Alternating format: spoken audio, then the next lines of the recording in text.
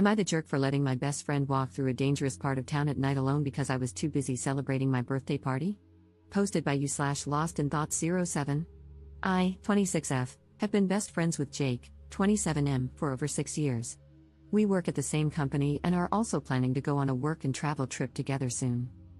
This situation happened last Friday, which was my birthday. I had planned a big family gathering with over 20 guests, some of whom traveled over an hour to be there. Jake was invited, and he told me he would come. The night before, we went grocery shopping together, but while sitting in the car, he suddenly told me at the last minute that he wouldn't be attending because he had picked up an extra shift at work. I was a little hurt because we always celebrate our birthdays together, and he didn't need to take the shift. Our company has plenty of people who could have covered it, but I accepted it and moved on. On my birthday, we were texting before his shift.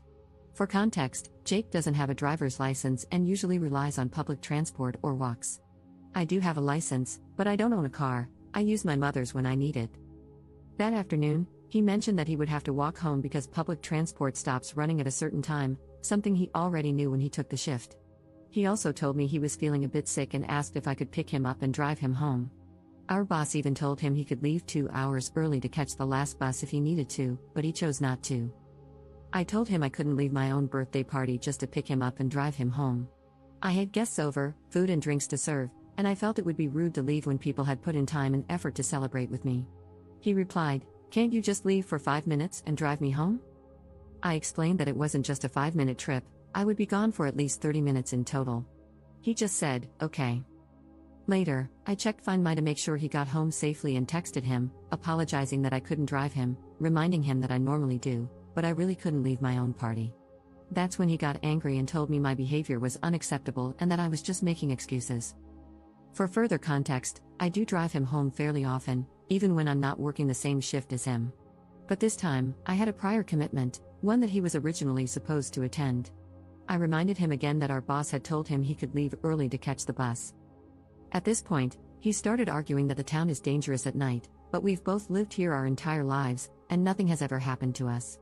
I used to walk at night all the time before I had a license, and another friend of ours, who is also a co-worker, regularly walks home late at night without issue.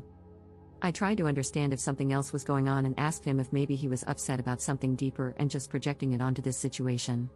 I might have worded it poorly, but instead of talking, he just exploded at me. I apologized if I said it the wrong way, but at that point, he wasn't listening to me at all. Meanwhile, he wasn't trying to understand my side either.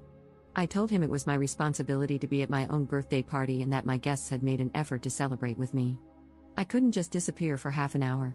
He dismissed that and told me I was a bad friend, a bad sister, because I said I wouldn't drive my sister home either if I had prior commitments, and it wasn't an emergency, and that my priorities were all wrong. In the end, he told me he didn't want to see me for a while. I am honestly confused and questioning our friendship after this because of how he reacted. I really tried to understand his side, and I get that he was hurt that I wasn't there for him when he needed me. But at the same time, I couldn't just leave my own party if it wasn't an emergency. Now I don't know if our friendship can bounce back from this or how I'm supposed to rely on him moving forward. If this is how he reacts to something like this, what happens if we end up in a similar situation while traveling? Is he just going to leave me behind if I don't do what he wants? Relevant comments. Commenter. I think if you really look back at your dynamic and who does what for whom, you will find a huge imbalance, with you doing more. Also, the fact that he did not want to go to a party celebrating you and not him, and that he wanted you to leave the party, indicates that he just wants to use you. Ops response. Yeah, there is a bit of an imbalance in the dynamic, but I thought it might be because of our different circumstances. His family isn't as well off as mine. Also, acts of service is my love language, so I tend to do a lot for people I hold dear. I always thought of us as those typical, picture-perfect TV show besties, but his behavior regarding this incident shattered that picture for me. Commenter 2. Even more, it sounds like he didn't like you being the center of attention. Is he usually the one people focus on, with you as the sidekick? Ops response. To be honest, I don't know. I never really paid attention to who was the center of attention in situations where we were in groups. But now that I think about it, we were at a party recently where he separated from me for almost the entire time to go off with another friend we hadn't seen in a long time. I assumed it was because they hadn't seen each other in months, so I didn't really pay attention to it either and just stayed with other friends. Commenter 3. This was kind of what I was thinking. He sounds manipulative. No one is going to leave their birthday party to give someone a ride home. It's incredibly rude to leave a party in your honor, and I'm 99% sure that's common knowledge. Either something else is going on, or he fabricated this whole thing as a test. Ops response. And he told me that he had talked to others about it, and not one of them disagreed with his point of view.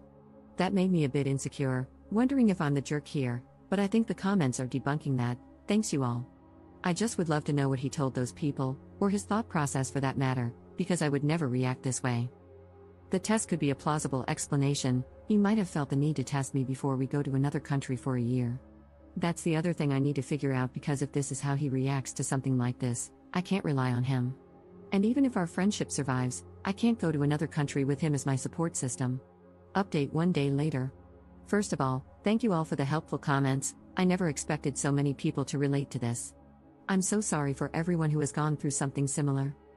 To clarify something I've seen speculated in the comments, there are no romantic feelings involved. He's gay, so there was never any romantic interest between us. After reading a lot of comments and reflecting on everything, I've decided to go no contact, aside from necessary work-related interactions. I've also made the decision to move forward with my work and travel plans alone, because I simply can't trust someone like this to be my emergency contact in another country. I had a long conversation with my parents and showed them the chat. My mom actually broke down crying. She told me she's seen narcissistic behavior and red flags in him for years, but things have gotten worse in the last few months. She said this has been weighing on her, and when she laid everything out for me, I finally saw the bigger picture. Even though it wasn't a romantic relationship, I now realize he was isolating me from other friends and family, always trying to make himself the center of my social life. He even tried to insert himself into most of my other friendships, and looking back, anytime I made progress in life, he would find a way to hold me back or drag me down. My dad told me that some of the recent arguments I've had with my family were actually their way of trying to get me to see what was happening, but I just didn't recognize it until now. He also said he's relieved I won't be traveling overseas with him. My parents reassured me that while this will be hard at first, I'll heal, and cutting ties now will make things easier in the long run. They also pointed out things I had overlooked, like how he tagged along on family holidays without paying but was never particularly grateful to my family for inviting him. I've started talking to one of our mutual friends about what happened. She's currently busy with the Super Bowl, but once she's back, I'll tell her everything as objectively as possible. I don't want to trash talk him or damage his reputation at work, but if coworkers ask, I'll be honest about why I've distanced myself. I genuinely do wish him the best, and I hope he works through his issues and finds happiness. But I'm done. My mom breaking down in tears was the final straw for me. Even though a lot of my social circle overlaps with him, I know I'll eventually sort everything out and move on. It honestly feels like a friendship divorce, but I think this is a necessary step. I need to reevaluate who my real friends are and how they treat me, and I might need to cut ties with a few other people along the way. I actually texted one of my close friends, joking that we're getting a divorce and that I'm filing for custody of her. I really hope she won't be manipulated by him, but right now, I need to be prepared for anything.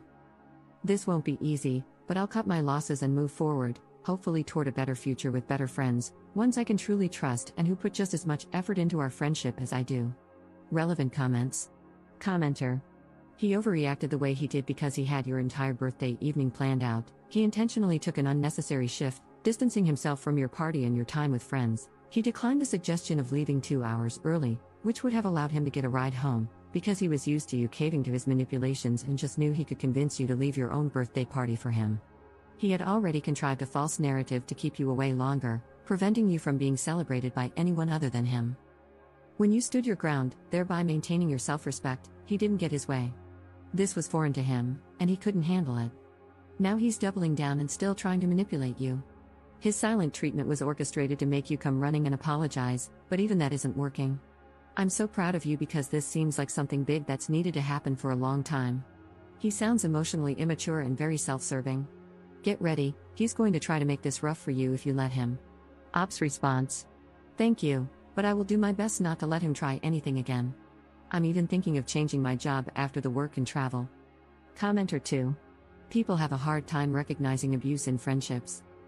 It's similar to how many people don't realize they're in an abusive relationship if there's no physical violence. Many believe that abusive relationships only happen in romantic contexts, not friendships. I've seen multiple posts over the years describing clear single white female situations, yet the op just can't wrap their head around it and doesn't want to accept it. When commenters point out that they're in an abusive relationship, they typically refuse to believe it at first, despite coming to Reddit for help because something feels off. They always think they're overreacting and want to give the benefit of the doubt. Abusive relationships can happen in any type of relationship. The sunk cost fallacy traps many victims in these situations. It's always interesting to see posters like ops start looking back on their friendship without the rose-tinted glasses. 99% of the time, they end up uncovering a lot of messed up behavior that's been going on for a very long time. It's hard to see the forest when you're too busy focusing on the trees. I hope Op is safe. The lengths to which her friend was willing to go to manipulate and trap both of them in this calculated situation are extreme and, quite frankly, unhinged. I wouldn't be surprised if this takes a sharp turn into obsession and stalking real quick. Just like in an abusive romantic relationship, her friend is losing control and has upped the ante. Now he knows his tactics weren't enough to get what he wanted. Once he realizes she's pulling the plug, things could really go off the rails. He's already escalated by screaming at her and piling on the guilt. He's going to escalate further, but how far will he go? Who knows? You can't reason with unreasonable people, and you cannot predict their actions. Op needs to be on high alert and should not underestimate him.